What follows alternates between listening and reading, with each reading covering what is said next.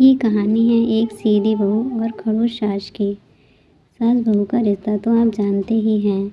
हर किसी के घर में सास बहू में नोक-झोंक तो होती रहती है, पर प्रभा की सास का अंदाज कुछ अलग है। प्रभा की सास कुछ ज़्यादा ही खड़ूस है। सुबह का समय होता है, सास अपनी बहू प्रभा को आवाज़ लगाती है, बहू कहाँ मर गई? अंदर से आवाज़ आती है, जिंदा हूँ माँ जी। तो फिर मेरी चाय अभी तक क्यों नहीं आई? कब से पूजा करके बैठी हूँ। प्रभा अंदर से अपनी सास को आवाज़ लगाती है, ला रही हूँ माँ जी। प्रभा चाय के साथ कचौड़ी भी ले आई। सास ने कहा, तेल का खिलाकर क्या मारोगी?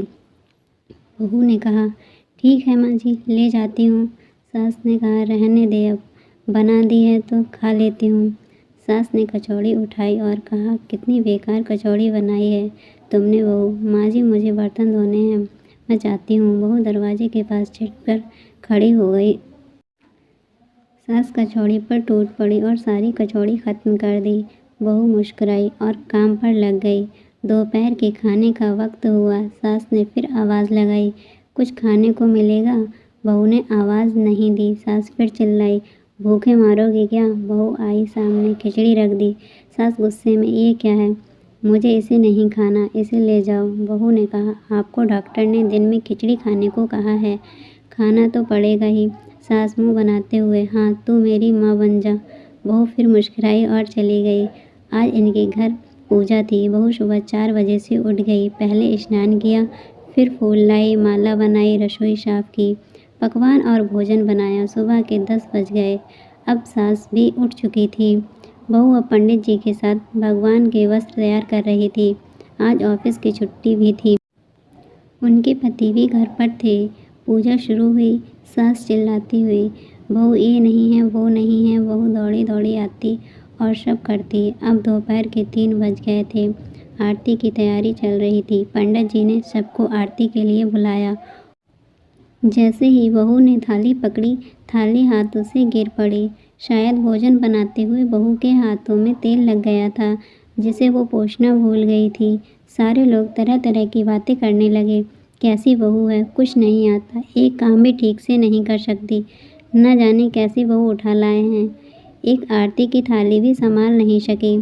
उसके पति भी गुस्सा हो गए, पर सास चुप रही, कुछ नहीं कहा, बस यही बोल के छोड़ दिया, सीख रही है, सब सीख जाएगी धीरे धीरे। अब सबको खाना परोस जाने लगा। बहू दौड़ी दौड़ के खाना देती, फिर पानी लाती।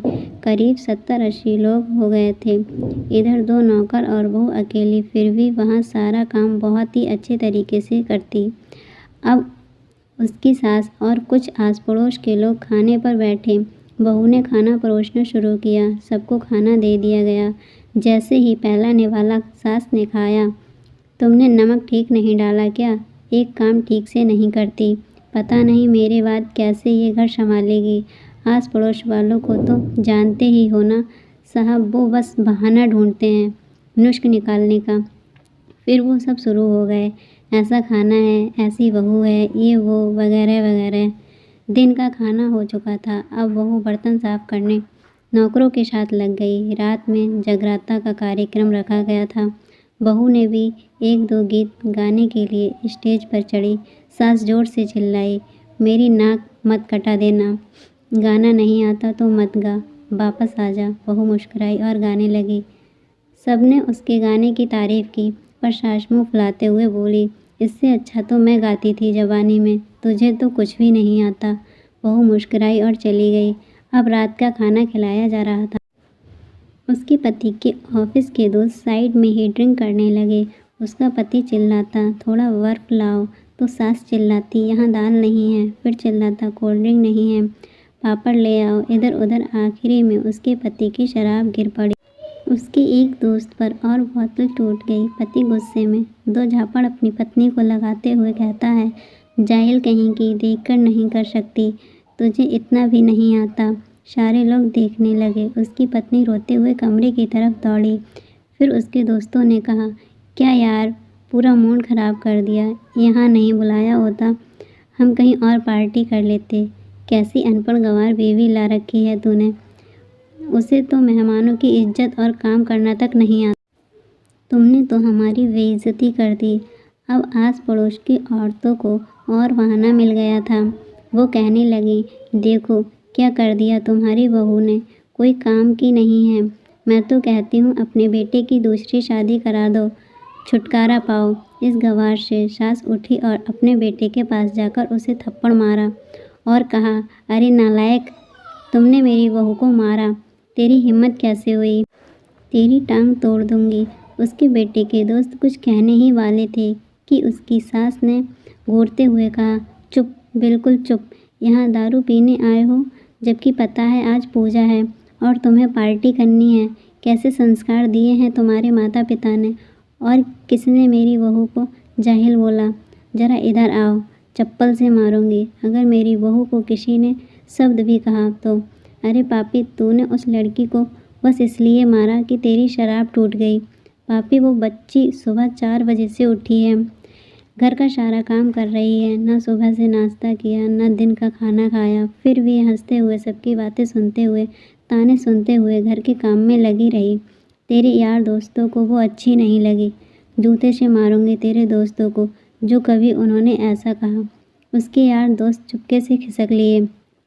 अब सास बहू के कमरे में गई और बहू का हाथ पकड़कर बाहर लाई। सबके सामने कहने लगी, किसने कहा था अपनी बहू को घर से निकाल के दूसरी बहू ले आना। कोई सामने नहीं आया। फिर सास ने कहा, तुम जानते भी क्या हो इस लड़की के बारे में? ये मेरी माँ भी है, बेटी भी। माँ इसलिए मुझे गलत काम करने पर डांटती है और बेटी इसलिए कभी कभी मेरे दिल की भावनाएं समझ जाती है। मेरी दिन रात सेवा करती है, मेरे 1000 ताने सुनती है, पर एक शब्द भी गलत नहीं कहती, न सामने न पीठ पीछे। और तुम कहते हो दूसरी बहू ले आओ। याद है ना छुटकी की दादी, अपनी बहू की करतूत। सास ने गुस्से में पड़ोस की महिलाओं को कहा, अभी पिछले हफ्ते ही तुम्हें मियाँ बीवी भूखे छोड़ घूमने चले गए थे। मेरी बहू ने 7 दिनों तक तुम्हारे घर पर खाना पानी, यहाँ तक कि तुम्हारे पैर दबाने जाती थी, और तुम इसे जाहिल बोलती हो। जाहिल तो तुम सब हो जो कोयले और हीरे में फ़र्क नहीं जानते। अगर आइंदा मेरी बहू के बारे में किसी ने एक लफ्ज़ भी बोला तो मुझसे बुरा कोई नहीं होगा, क्योंकि ये मेरी बहू नहीं, मेरी बेटी है।